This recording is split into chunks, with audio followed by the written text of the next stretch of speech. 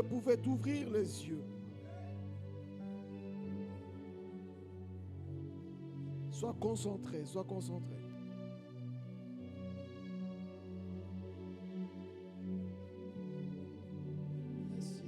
Dieu cherche. Dieu cherche un homme qui se tient à la brèche. C'est qu'il est dans le besoin. Dieu cherche un adorateur, c'est qu'il est dans le besoin.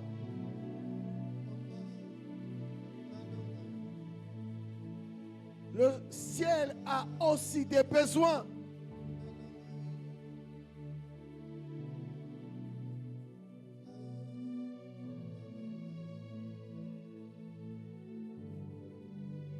Une armée est en train d'être mise en place. Ceux qui répondent aux besoins de Dieu. Ceux qui peuvent jeûner pour Dieu. Ceux qui peuvent veiller pour Dieu. Alléluia.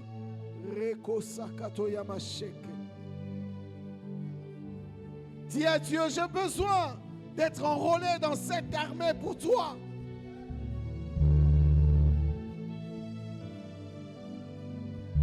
Quelle grâce et quelle présence. La dynamite.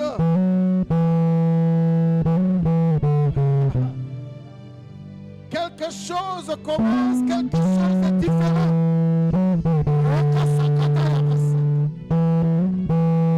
Priez pour Dieu. Les besoins de Dieu. Car ce cœur-là saigne aussi. Dieu aussi a des besoins. Qui combattra pour nous, demande Dieu. Qui priera pour Dieu?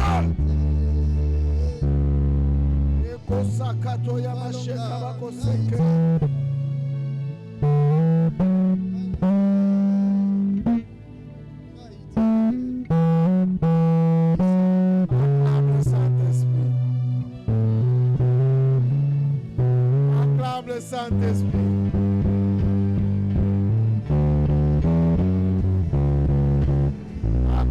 Saint-Esprit, proclame sur toi-même. Proclame sur toi-même et dis ceci. Je suis différent des autres. Car je suis dans l'armée qui répond aux besoins de Dieu.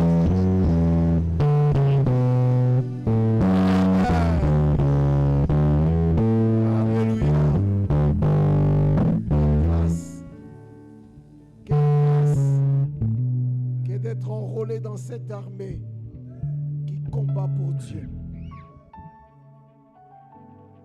Dieu cherche des intercesseurs. Dieu cherche des adorateurs. C'est pour lui. C'est le seul type de serviteurs où on dit Dieu les cherche. Qu'est-ce que quelqu'un comprend? Dieu les cherche où? Parmi les enfants de Dieu. C'est que les intercesseurs et les adorateurs sont des exceptions. Aïe, aïe, aïe, aïe, acclame le Seigneur. Les ordinaires passent leur temps pour eux. Les exceptionnels passent leur temps pour Dieu. Est-ce que quelqu'un comprend? Que Jésus-Christ à la droite du Père intercède. Il ne prie pas pour lui. Il intercède. Acclame encore le Seigneur. Quelque chose a commencé. Quelque chose a commencé. Les aigles de la prière vont être là. C'est le temps de prier pour les besoins de Dieu. C'est le temps de satisfaire le cœur de celui qui est sur le trône. Alléluia! Acclame le Seigneur, acclame le Saint-Esprit. Acclame le Saint-Esprit. Acclame très très bien le Saint-Esprit. C'est le temps de besoin de Dieu. C'est le temps de satisfaire le cœur de Dieu. C'est C'est le temps de satisfaire le ciel. C'est le temps de satisfaire le ciel.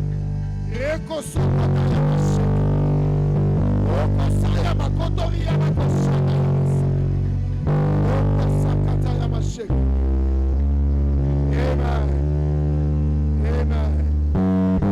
Bien-aimés dans le Seigneur, il faut prendre un livre. Je sens beaucoup de joie dans mon cœur. Amen. Parce que là, nous parlons du trône. Parce que là, nous parlons de Dieu. Parce que là, nous voulons satisfaire notre Père. Alléluia. Soyez bénis abondamment. Que la grâce vous visite. Que le Saint-Esprit remplisse vos cœurs. Que Dieu ressuscite tous ceux qui étaient morts en vous. Et que les malades guérissent. Que les malades guérissent. Que les estropiés marchent. Que ceux qui ont des blessures intérieures soient guéris. Et que la paix que le monde ne peut donner te soit accordée en Christ. Car tu satisfais le cœur de Dieu. Amen. Éphésiens chapitre 1, nous lirons le verset 15 jusqu'au verset 23. Et nous allons prier. Petite exhortation. Nous allons prier. Tu peux lire 15-16 tout simplement. Tu as un micro ici, hein, tu peux prendre. Tu ne vois pas bien, il fait pas. Quelqu'un d'autre peut t'aider?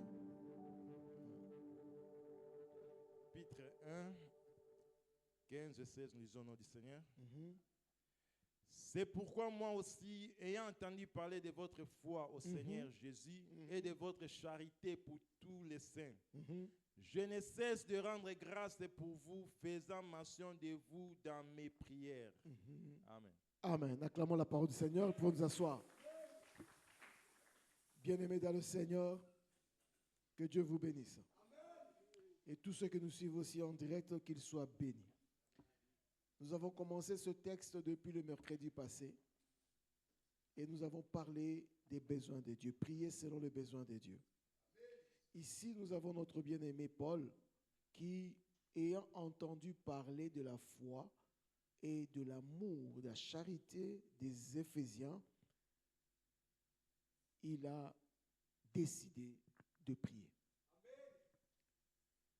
Alors, vous savez, pour que cette personne prenne cette décision-là, c'est que c'est quelqu'un qui connaît la valeur de la prière. Amen. Alléluia. Amen. Je ne vois pas ce grand apôtre, je l'ai dit la fois passée, grand parce qu'il est un grand personnage. Il entend une histoire, au lieu de les féliciter simplement, au lieu de leur envoyer, je ne sais pas moi, de l'argent. Comme j'apprends, il y a des gens, des églises qui organisent des moments qui promettent $50 à quiconque amène une âme, et même de l'argent, ou plutôt à manger. Oui, bon, écoutez, c'est une façon de voir les choses. C'est pas mal. Mais Paul, en réponse à ce qu'il a entendu, il prend une décision. Et quelle est cette décision? De prier. Bien-aimé dans le Seigneur, point n'est besoin d'avoir beaucoup d'enseignements sur ce que c'est que la prière. Mais moi, je pense que la prière est une décision. Ce n'est pas une technique, c'est une décision. C'est une décision que tu prends en âme et conscience à la suite d'un certain nombre de choses. Paul décide de prier. Bien-aimé dans le Seigneur, tu ne peux pas décider de prier si tu n'as pas compris que la prière est un levier important de la vie chrétienne. Prier. Parler avec Dieu. C'est une décision. On ne prie pas pour que les gens disent que tu pries. On ne prie pas pour que tu deviennes spécialiste de prière. Non. On prie parce qu'on a compris que dans une relation, pour progresser, il faut communiquer.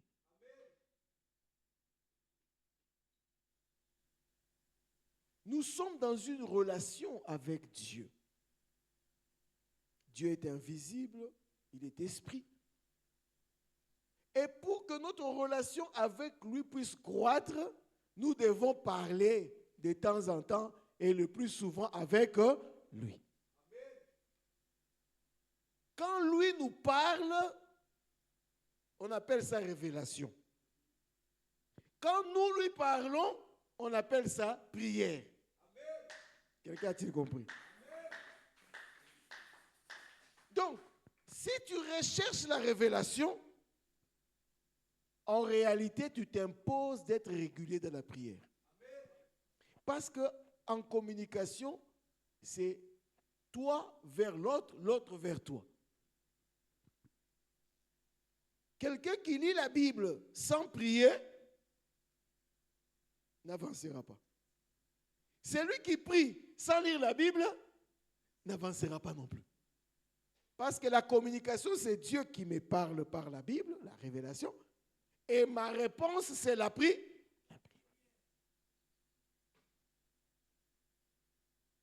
La prière n'est pas l'endroit des réclamations, toujours des promesses. Osala master na yo, excusez-moi le terme. Osala la camarade no bosolo là. Est-ce que contenant ma solo na moninga na yo, c'est toujours mon frère, tu m'as promis, hein? Mon cher, tu m'as promis, hein? Est-ce que cette relation-là va avancer? Non. Mais c'est exactement ce que nous faisons. Dans notre rapport avec Dieu, il n'y a que les réclamations par rapport à nous. Même nous, les enfants de Dieu, à un moment, ceux qui, camarades, Naïo, Moussel, Kakosé, Joumoro, ah, mais master. Quand on appelle ça, la véritable amitié, c'est mesure à ce niveau. Jésus a dit, le meilleur ami, c'est celui qui donne d'abord. Et nous allons arriver quand on va tirer le véritable à la prière. Donc, nous voulons comprendre que Pierre et Paul, quand il dit, j'ai entendu parler de vous et j'ai fléchi les genoux et j'ai commencé à prier, à parler à mon Dieu en votre faveur, c'est que cet homme connaissait la valeur de la prière.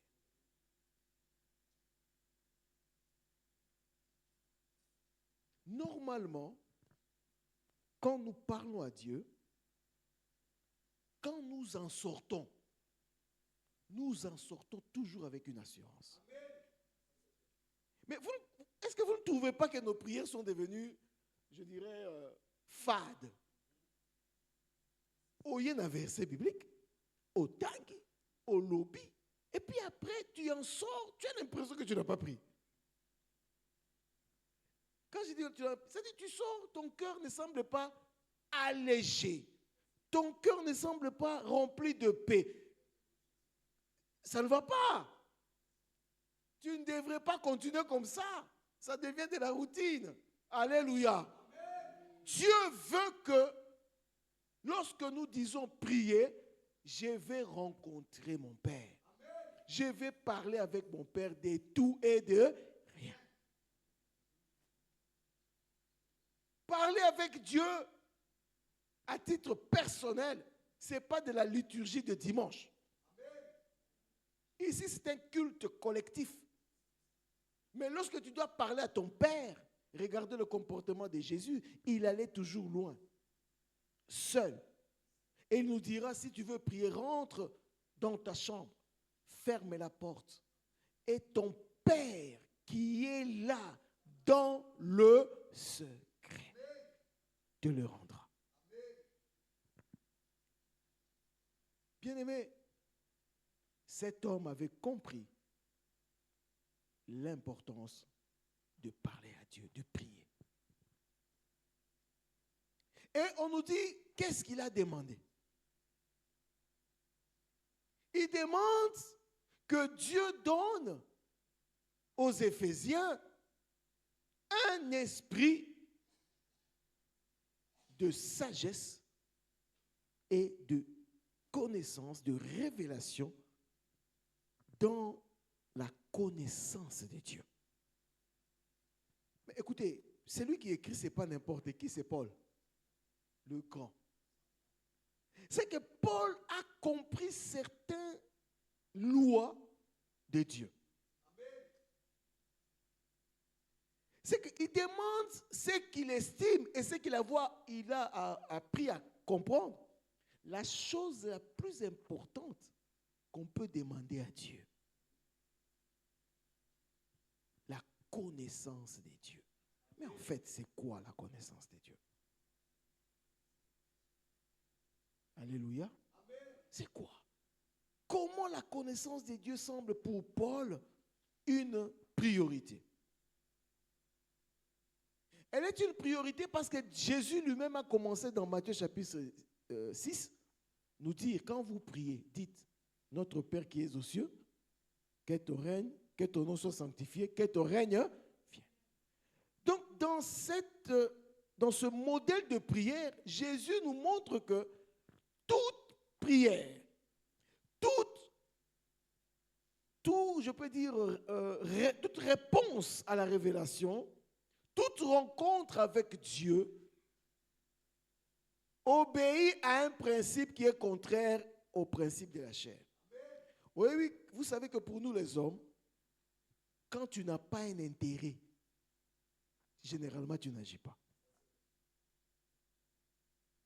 Or, le royaume de la terre et le royaume de Dieu fonctionnent différemment. Du côté du Seigneur, si tu veux être béni, tu commences par donner.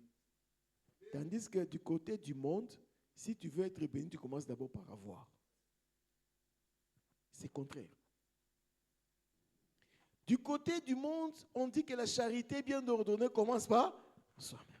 Tandis que dans le royaume de Dieu, si je peux prendre ça comme ça, la charité bien ordonnée commence par donner à Dieu. Est-ce que quelqu'un me comprend? Puisqu'il y a deux principes différents qui dirigent deux royaumes différents, quand quelqu'un dit que je veux prier, il doit être préparé à ça. Et Paul savait que si je veux que mes frères d'Éphèse soient bénis, je dois respecter le principe de Dieu. Et quel est ce principe? Matthieu chapitre 6, 33 dit, cherchez premièrement quoi? Le royaume de Dieu. Donc, quand tu entres dans les choses de Dieu, la priorité, c'est d'abord Dieu. Quelqu'un a-t-il compris? Vous savez, il y a un prophète dans la Bible qui est allé voir une femme veuve. Je vous donne ça comme un symbolisme simplement. Et cette femme a dit, non, mais moi je vais mourir. Si je te donne à manger, moi je meurs. Il dit, prépare d'abord, donne-moi. Je ne prêche pas pour dire que comme on fait à Kinshasa ici, le prophète vient, ah, donne-moi d'abord. Non, ce n'est pas ça. Mais le principe qu'on veut dégager là-bas, c'est que la priorité, c'est d'abord Dieu. Le miracle vient après que Dieu ait été honoré. Il y a des faux miracles actuellement. Pourquoi? Parce qu'on veut pousser Dieu à agir selon les principes de la terre. Non, bien-aimé. Non, bien-aimé. Cet homme a connaissé l'importance de la prière, mais il connaissait aussi la priorité dans la prière. La priorité dans la prière, c'est les besoins de Dieu. C'est les besoins de Dieu, mes frères. Et il va demander la connaissance de Dieu. Donc, il demande à ce que Dieu aide les Éphésiens à le connaître, lui, Dieu d'abord. Bien qu'ils étaient chrétiens, ils priaient pour qu'ils le connaissent encore davantage. Et s'ils priaient ainsi, parce qu'ils savaient qu'en priant ainsi, le besoin de Dieu d'être connu par ses enfants sera rencontré, Dieu sera content, Dieu va réagir. C'est ça l'essence de l'adoration. L'adoration nous apprend que Dieu est prioritaire. L'adoration, ce ne sont pas des beaux mots. Oh Seigneur, tu es dans la majesté glorieuse, puissante et élevée. Ça, ce n'est pas l'adoration. Ça sont des mots qui expriment. Mais l'adoration, c'est l'attitude du cœur qui place Dieu en premier. Parce que tu peux dire des belles paroles dites d'adoration, mais tu n'adores pas Dieu. Tu n'adores pas Dieu. Tu es en train de faire des prières pour croire, fléchir le cœur de Dieu, pour avoir, je ne sais pas moi, l'onction ou quoi. Non, Dieu n'est pas là. Alléluia. Est-ce qu'on peut acclamer le Seigneur?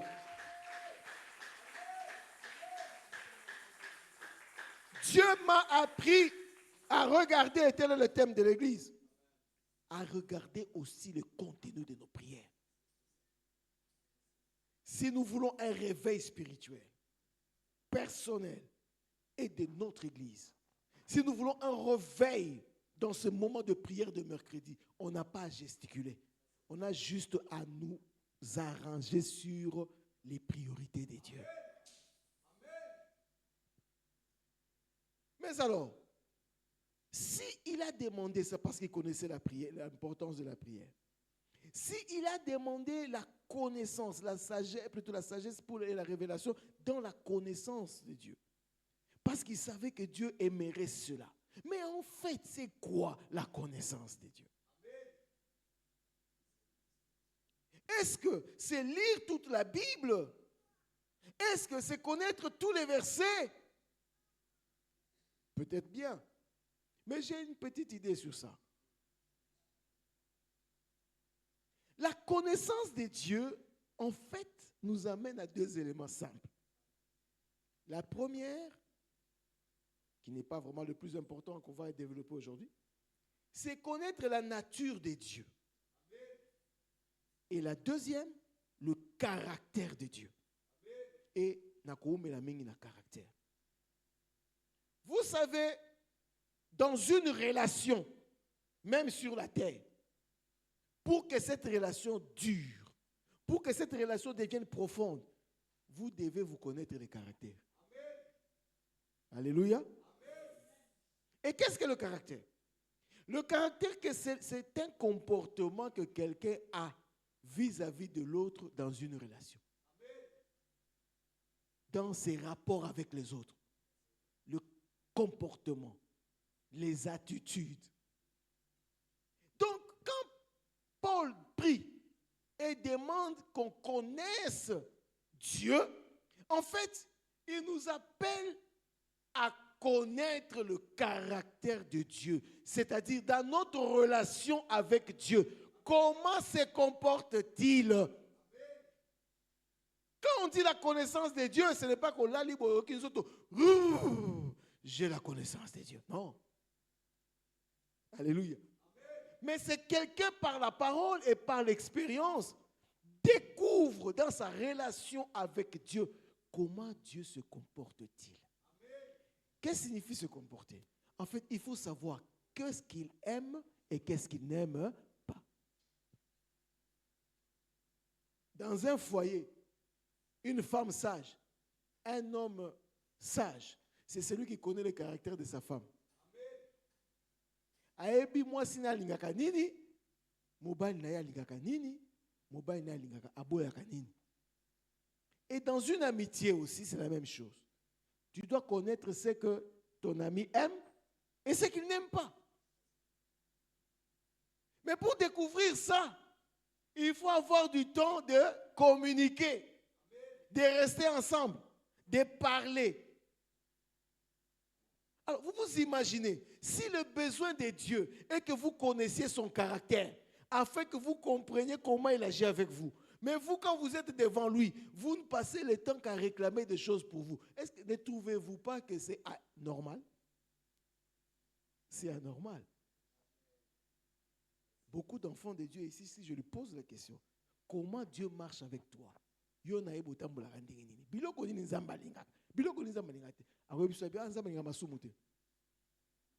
Vaguement, il peut te dire des choses comme ça. Vaguement, Il est un peu dans tout ça. Non, bien-aimé dans le Seigneur. Éphèse, c'était des enfants de Dieu. Paul ne pouvait pas prier pour que Dieu leur accorde la grâce de le connaître encore plus. Non, c'est que tout enfant de Dieu a un chemin à faire dans la foi, à connaître le comportement, excusez-moi le terme, c'est pour qu'on comprenne, le comportement ou le caractère de Dieu avec lui. Pas avec toute la terre, avec lui. Yona Nzambe, toi et Dieu. Qu'est-ce que tu as découvert dans le caractère de Dieu sur lequel tu vas faire asseoir ta foi? Et c'est à cela que doivent être dirigées en grande partie nos prières. Regardez le Congo. Combien de veillées de prière? Amen. Combien de retraites, d'onctions, des gens qui tombent, qui se relèvent, combien de moments de gloire, des trucs comme ça, c'est très bien. Mais la connaissance de Dieu est zamouquée. Et puisque cette connaissance est zamouquée, même notre propre comportement, moi, je change en malamou, exact. Les gens se plaignent. Il y a beaucoup de chrétiens au Congo, les gens ne changent pas. Mais ils ne peuvent pas changer parce qu'ils ne connaissent pas Dieu. Parce que la connaissance de Dieu a pour conséquence directe ton propre changement de caractère. Alors, si tel est le problème, le nœud du problème, est-ce que nous ne pouvons pas changer nos prières et prier selon les besoins de Dieu? Donc, bien-aimés dans le Seigneur, connaître l'importance de la prière comme étant un moyen de communication et de réponse à la révélation de Dieu. Et la prière que nous devons faire doit répondre à certaines priorités. Et la priorité, c'est la recherche du royaume de Dieu. Je vais expliquer qu'est-ce que c'est le royaume. C'est la recherche du royaume de Dieu. Et dans cela, la recherche de la connaissance du caractère de Dieu dans notre marche avec lui. Donc la connaissance de Dieu devient un don de l'Esprit Saint. La connaissance dont je parle ici, c'est un don spirituel. Dans le sens que c'est un don que Dieu donne à celui qui le lui demande. Il dit dans Luc, si méchant que vous êtes, vous savez donner des bonnes choses à vos enfants, combien le Père Céleste n'accordera-t-il pas l'esprit à ceux qui lui demandent? C'est-à-dire que les bonnes choses sont des choses physiques. C'est vrai. Mais pour Dieu, quand vous venez devant lui, demandez d'abord l'esprit. Et ça, c'était dans les évangiles. Et Paul va expliciter ça, il appelle ça le don de la connaissance de Dieu. Et il dira, quand j'ai reçu l'excellente connaissance de Jésus-Christ, je regarde toutes choses comme de la boue. C'est que l'excellence de la connaissance de Jésus, c'est quelque chose qui est supérieur. Et si dans l'église, nous ne savons pas regarder ces autres choses comme de la boue, c'est qu'on n'a pas encore atteint ça. Et si on n'a pas encore atteint ça, nous devons fléchir les genoux et les demander. Acclamons le Seigneur.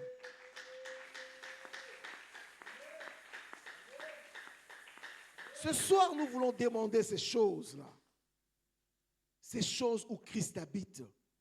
Des choses extraordinaires. Bien-aimés, je vous dis, quand vous avez la connaissance de Jésus, qu'est-ce qui va vous manquer? Rien du tout.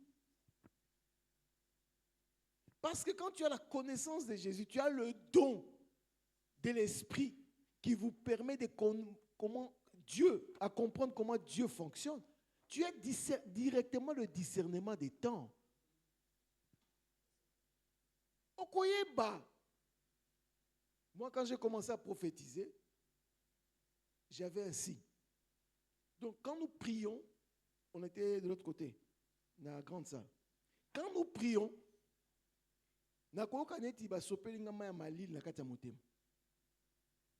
C'est quand je sens une certaine fraîcheur en moi, je sais déjà que je vais prophétiser. Donc j'avais le pouvoir de libérer la prophétie ou de ne pas la libérer. Ça, ce n'est qu'au niveau de l'exercice d'un don spirituel. Mais tu sais combien c'est avantageux si tu as de tels signes avec Dieu.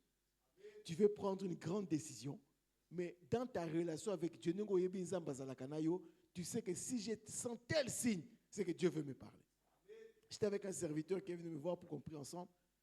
Pendant qu'on priait, il a baissé la tête, on a fini. Il me dit, papa, ce que tu viens de dire vient de Dieu. Moi, je dis, ah bon, oui, ben, ça vient de Dieu. Pourquoi? Il me dit, moi, Dieu m'a déjà donné un signe.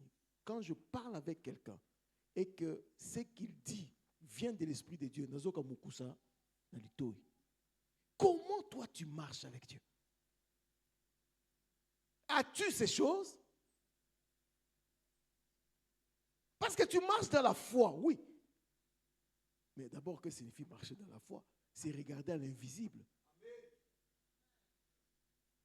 Toi avec Dieu, pourquoi tu n'as pas ces outils dans la foi? Tu ne les as pas parce que quand tu es devant Dieu, c'est seulement Seigneur, donne-moi, Seigneur, donne-moi. Eh mon Dieu, je vais mourir, on est contre moi, on est au final Kingo. Je ne refuse pas. Mais il n'y a pas que ça. Ce n'est pas prioritaire pour Dieu. Pour Dieu, dans sa relation avec toi, ce qui est prioritaire, c'est que tu cherches ce qui satisfait son cœur. C'est-à-dire que tu cherches à le connaître mieux. Plus tu cherches à le connaître, il commence à comme là, qui te permet dans la vie sur la terre de marcher de manière différente. Jésus était toujours avec son Père. Et Jésus pouvait discerner les temps. Abi, toi, je sais que tu veux me trahir. Mais comment tu vas arriver à ces choses-là? Comment? Comment tu peux supporter un ennemi? Comme Jésus l'a fait. Comment tu peux arriver à ça? Comment tu peux opérer des bons choix? Non seulement comme un mariage, je ne dis pas seulement, il n'y a pas que ça comme choix dans la vie. Il y a des décisions par rapport au travail. Combien de gens ne nous a-t-il dit, oh papa, priez pour moi parce que je voudrais décider si je dois voyager ou pas. Mais est-ce que ça vraiment, pour décider pour une telle, moi j'appellerais petite décision, il faut aller chez le pasteur, les prophètes? Ça prouve que tu n'as pas encore la connaissance de Dieu. Et tu ne l'as pas parce que tu ne le demandes pas. Parce que tu crois que ça c'est secondaire. Ce qui est plus important, c'est que toi, tu aies de l'argent pour aller à gauche et à droite. Non, bien aimé, Paul est en train de nous expliquer ici l'importance de la prière et le contenu de cette prière et la priorité qui est dans cette prière, la recherche de la connaissance intime de Dieu. C'est-à-dire connaître le caractère de Dieu qui marche avec toi, les signes qu'il donne. Il dit, voici les miracles qui accompagneront ceux qui auront cru. Donc, quand tu crois, il y a quelque chose qui vient après. C'est quoi? Les miracles. Qu'est-ce que le miracle? C'est l'intervention de Dieu en dehors des conditions naturelles. En d'autres termes, celui qui croit en Jésus entre dans un monde où Dieu intervient, mais avec des principes différents du monde. Et lorsqu'il comprend ça, il ne pleure pas comme tout le monde. Il ne tombe pas comme tout le monde. Parce qu'au moins lui a la grâce d'être averti par Dieu. Car Dieu a promis, je te montrerai le chemin que tu dois suivre. Bien-aimé dans le Seigneur, plusieurs sont pauvres. Non pas simplement parce qu'il y a les démons contre la pauvreté. On en a chassé combien de fois? Mais quand vous lisez des témoignages des gens, celui qui a créé par exemple Colgate, le Quaker que nous mangeons, ce sont des gens qui ont d'abord cherché Dieu. Et ils ont dit, Seigneur, est-ce que tu peux nous montrer comment nous pouvons vaincre la famine? Et Dieu leur a montré comment fabriquer les Quakers. Mais le pays où nous sommes, nous chasserons les démons contre la pauvreté, je suis d'accord. Mais est-ce que nous ne pouvons pas réfléchir ici au désert du Congo où nous sommes? Est-ce que Dieu est-il incapable au ciel de nous donner des voies de sortie? La Bible nous dit qu'il tracera le chemin dans le désert. La Bible ne nous dit pas qu'il va enlever le désert. Non, le désert est là. Il y en a qui auront peur du désert, mais à nous qui sommes le faible reste, il nous révélera le chemin, les astuces par lesquelles nous devons passer pour survivre dans le désert. L'esprit de la sagesse, de la connaissance, de la révélation de la connaissance des dieux. J'aimerais, bien-aimés dans le Seigneur, nous encourager ce soir et tous les mercredis à la vie de prière structurée, organisée et persévérante.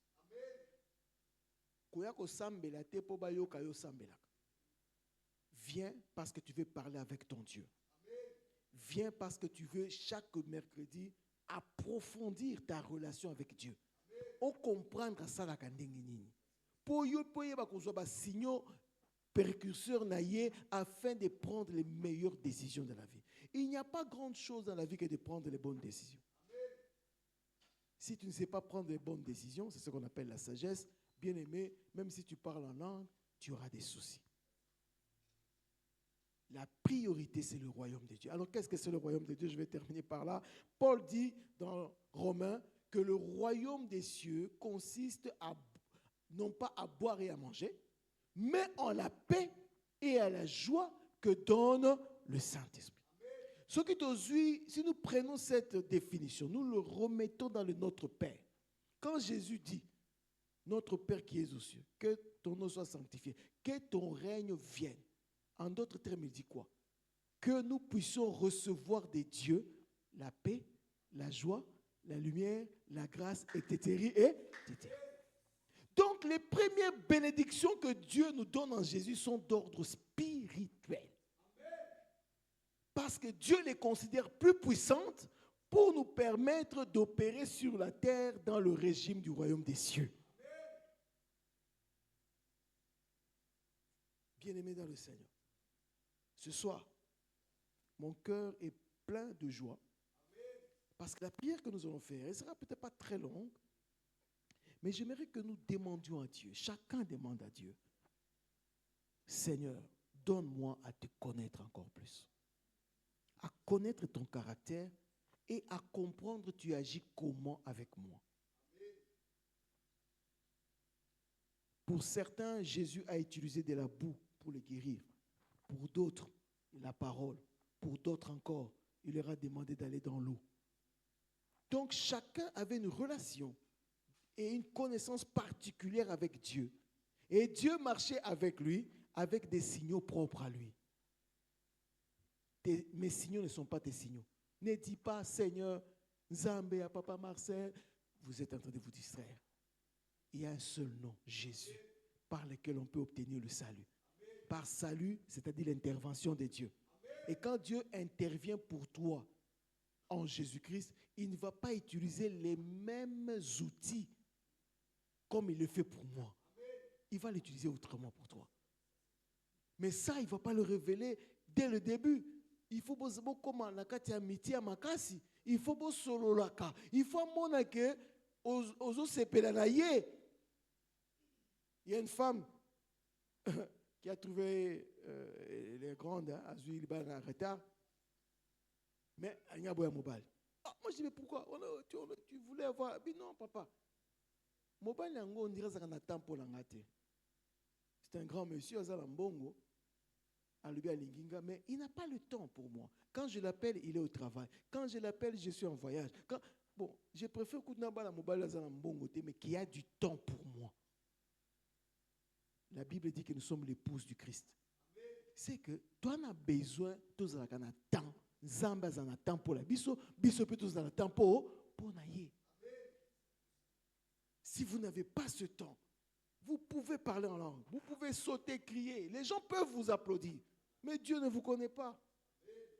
Allez-vous-en loin de moi qui ne vous ai jamais connu. Et le verbe connaître, c'est ce qui va expliquer ici que c'est-à-dire, je n'ai jamais été intime avec toi. Je n'ai jamais été intime avec toi. Cherche l'intimité par le temps, la qualité non seulement du temps de conversation avec Dieu, mais surtout du contenu de conversation avec Dieu. Et contenu wana est la recherche à biloko nzamba sepelaka. Et loko liboso batangisi biso que Dieu aime, c'est que nous demandions que le Saint-Esprit nous donne la capacité de connaître le caractère de Dieu avec nous, comment nous marchons avec lui et quels sont les signaux de collaboration. Ça changera notre Église, ça changera le Congo, ça changera nos familles. C'est pourquoi la Bible dit, crois au Seigneur Jésus, tu seras sauvé, toi et ta famille. Mais comment la famille entre dans un salut? Parce qu'on nous dit que le salut est personnel. N'est-ce pas contradictoire? Non, ce n'est pas contradictoire. Parce que toi qui as connu le salut de Dieu, tu connais Dieu, tu connais son caractère. Il est plus facile dans ta relation avec Dieu d'éclairer ta famille à prendre les bonnes décisions. Alléluia. Nous voulons prier. On n'a pas beaucoup de temps. Je voulais aller plus loin. Mais on va prier. On va demander à Dieu des choses qui plaisent à Dieu. Amen. La Bible dit, affectionnez-vous aux choses qui sont au ciel, là où Christ habite. Bolinga kosenga nzambe biloko oeza epai Yesu avandi na lola. Si vous aimez ces choses-là, il y aura des miracles ici. Il y aura des choses extraordinaires. Des vies vont être libérées, changées. Parce que là, Dieu se sentira à l'aise. Nous ne serons plus dans la volonté permissive de Dieu, mais dans la volonté parfaite de Dieu. Alléluia. Acclamons le Seigneur.